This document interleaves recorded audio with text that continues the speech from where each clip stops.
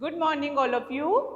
आज का जो हमारा वीडियो है उस वीडियो में हम बात करेंगे टॉलमैन के सीखने के सिद्धांत की।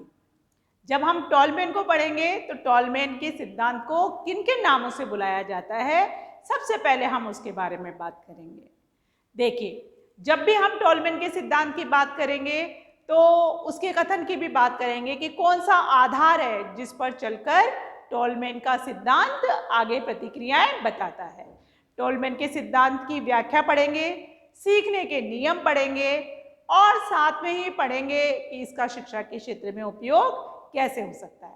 विशेषताओं पर भी बात करेंगे कि टॉलमैन की जो ये थ्योरी है, साइन चिन्ह वाला प्रत्याशा वाला जो ये सिद्धांत है, वो किस तरह से सीखने पर बल देता है। अब आप यहाँ पर एक बात नोट करेंगे, जैसा कि हमने थॉर्नडाइक में पढ़ा था कि सीखना संबंध स्थापित करना होता है और ये संबंध मनुष्य का मस्तिष्क करता है। जब हमने पावलोव पढ़ा तो पावलोव का जब हमने लर्निंग थ्योरी पढ़ा तो हमने पढ़ा कि सीखना अनुकूलित अनुक्रिया होती है। जब हमने वर्दीमर, कॉलर और कॉफका की बात की तो हमने बात की कि सीखना अचानक होता है। अब जब हम बात कर रहे हैं यहाँ पर टॉलमैन के सिद्धांत की, तो टॉलमैन कह रहा है सीखना बौद्धिक व्यवहार पर निर्भर करता है। देखिए, हम चलते हैं व्हाइट बोर्ड पर और देखते हैं कि इस सिद्धांत की थ्योरी क्या कहती है। देखिए, टॉलमैन का जो सिद्धांत है उसको कितने सारे नामों से बुलाया जाता है। हम उसे उद्देश्यवाद का सिद्धांत कह सकते हैं, संकेत गेस्टोल्ट का सिद्धांत कह सकते हैं, सीखने का पदचिन्ह सिद्धांत कह सकते हैं, प्रतीक अधिगम सिद्धांत कह सकते हैं, इनाम की आशा पर प्रयोग सिद्धांत कह सकते हैं, साइन थ्योरी इसे कह सकते हैं, प्रत्याशा का सिद्धांत इसे कह सकते हैं। एक ही नाम है और दिया किसने है? वो दिया है एडवर्ड चेस टॉलमैन ने दिया है। कहाँ के थे? तो कहते हैं कि अमेरिका के कैलिफोर्निया एक नगर है, उसमें एक हार्वर्ड विश्वविद्यालय स्थापित है, उसमें ये विज्ञान के प्रोफेसर थे।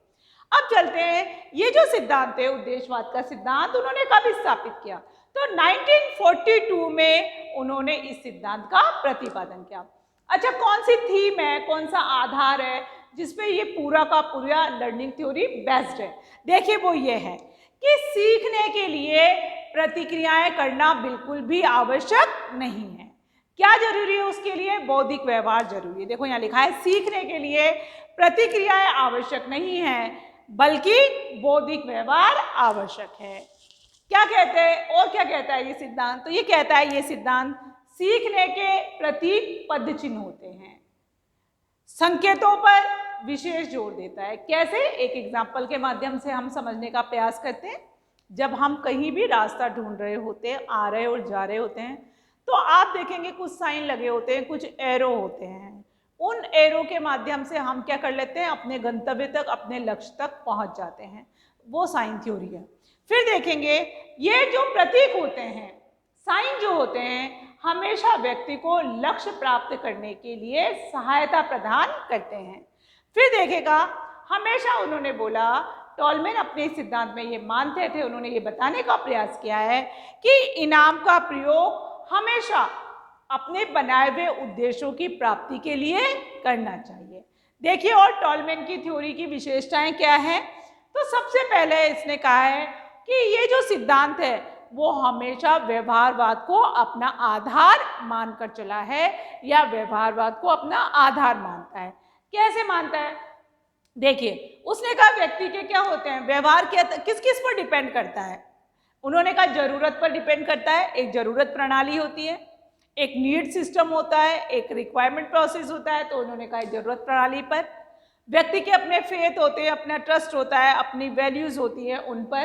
तो जरूरत प्रणाली पर, विश्वास पर, मूल्यों पर और कुछ मैट्रिक्स होती है उन पर हमारा सारा का सारा व्यवहार डिपेंड करता है। फिर उन्होंने कहा और क्या करता है? तो उन्होंने कहा कि ये व्यवहार जो है वो व्यवहार स्थान पर भी निर्भर करता है। कैसे काम करता है? देखिए, उन्होंने कहा सबसे अच्छी बात उन्होंने इस सिद्धांत में बताई कि सीखना, ये सिद्धांत, इस सिद्धांत के अनुसार, मतलब टॉलमैन की थ्योरी के अनुसार, इसका आधार, इसका मत, सीखना कुछ संकेतों या सुरागों पर आधारित होता है जो हमें लक्ष्य तक ले जाता है। जीव मतलब हम प्राणी मूवमेंट पैटर्न पर नहीं बल्कि सांकेतिक महत्वपूर्ण संबंध सीखते हैं।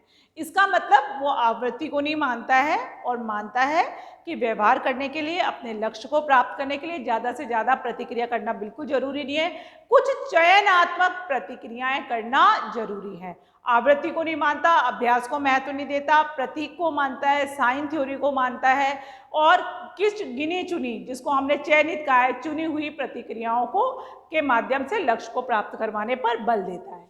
फिर देखेंगे कौन कौन से सीखने के उन्होंने नियम बताए।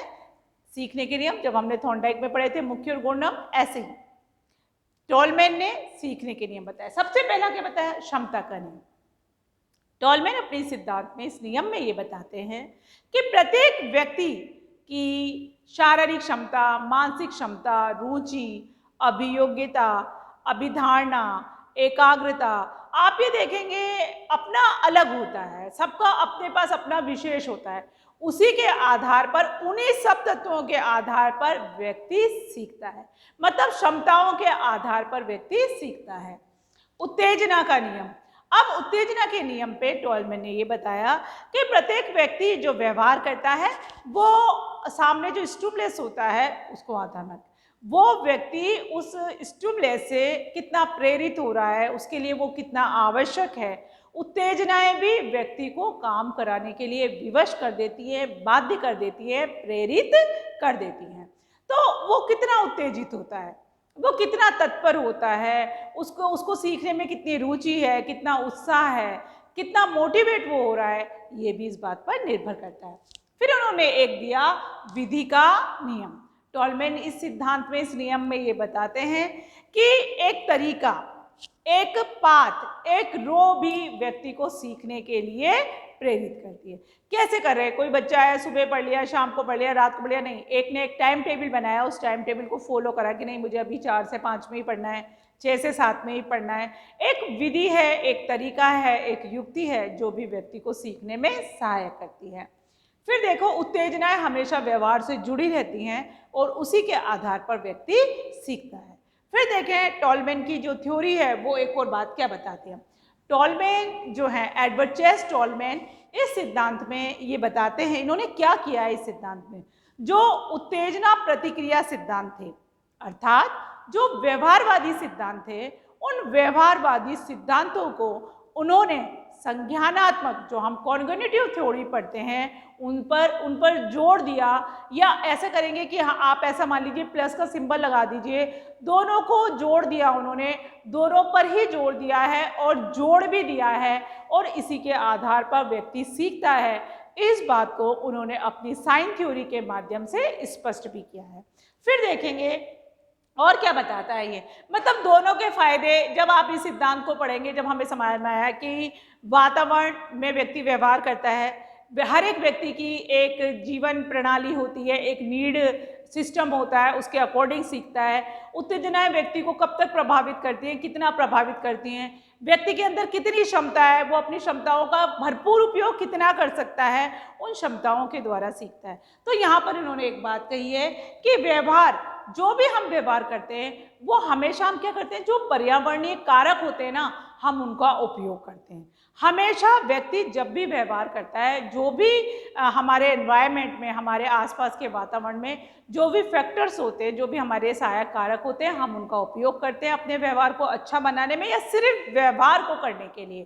तो देखेंगे टॉलमैन की थ्योरी से हम एक बात समझ में आती है कि संज्ञानात्मक में चिन्ह उन्होंने ले लिए और व्यवहारवादी सिद्धांतों से व्यवहार और उत्तेजना उन्होंने ले ली और दोनों का ही बखूबी प्रयोग उन्होंने सीखने के सिद्धांत में कहा। और सबसे पॉपुलर नाम की यदि हम बात करेंगे तो साइन थ्योरी के नाम से या उद्देश्य व्यवहार के नाम से इस थ्योरी को जाना जाता है। साइन थ्योरी को आप हिंदी में चिन्ह सिद्धांत भी कह सकते हैं, आप साइन सिद्धांत भी कह सकते हैं, आप प्रतीक सिद्धांत भी कह सकते हैं, आप प्रत्याशा इनाम पर प्रयोग का सिद्धांत भी कह सकते हैं, आप उद्देश्य आधारित व्यवहार का सिद्धांत भी कह सकते हैं। तो सबसे बेस्ट नाम है साइन थ्योरी बाय टॉलमैन। मैं आशा करती हूँ कि टॉलमैन का सिद्धांत यदि रीट एग्जामिनेशन में पूछा गया कि टॉलमैन ने, बड़ा सिंपल से प्रश्न पुटअप होते हैं, टॉलमैन ने कितना, ये सिद्धांत जो दिया था उसका क्या नाम है, या इस सिद्धांत को नाम आ गया और पूछा इसके प्रवर्तक कौन है, ये आ सकता है एग्जाम में। तो एग्जाम के पॉइंट ऑफ व्यू से आज हमने टॉलमैन के सिद्धांत पर बात की। आप इसका एक स्क्रीनशॉट ले लें, फिर हम किसी दूसरे वीडियो में किसी ऐसे टॉपिक पर जो रिट में आपके लिए सहायक हो जाए उसे हम चर्चा का विषय बनाएंगे। धन्यवाद।